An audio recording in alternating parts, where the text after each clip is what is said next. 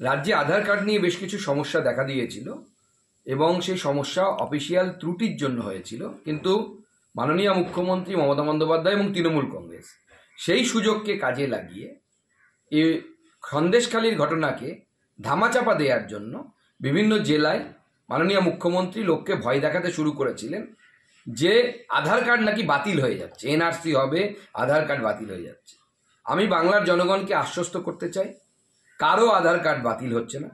মাননীয় মন্ত্রী শ্রী অশ্বিনী বৈষ্ণবের সাথে আমি দেখা করে এলাম। বাংলার প্রায় 54,000 আধার কার্ডের সাথে এই সমস্যা হয়েছিল। আজ রাতের মধ্যে সমস্ত কিছু ঠিক হয়ে যাবে, মাননীয় মন্ত্রী আশ্বাস দিয়েছেন এবং আমি বাংলার মানুষকে আশ্বস্ত করছি।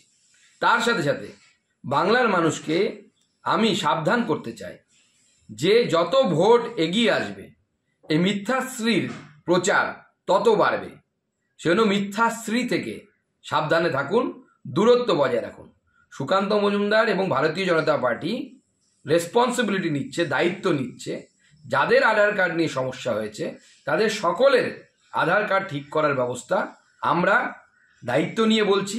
আজকে রাতের মধ্যেই সেই ডিঅ্যাক্টিভেটেড আধার কার্ডগুলো পুনরায় অ্যাক্টিভেট হয়ে যাবে। কারো কাছে যাবার প্রয়োজন নেই। মুখ্যমন্ত্রী যে পোর্টাল খুলেছে সেই পোর্টালেও কোনো কিছু করার প্রয়োজন নেই। না হলে পরে আমরা ডিঅ্যাক্টিভেট যদি থেকে অ্যাক্টিভেট না হয় তার ব্যবস্থা আমরা দেখব।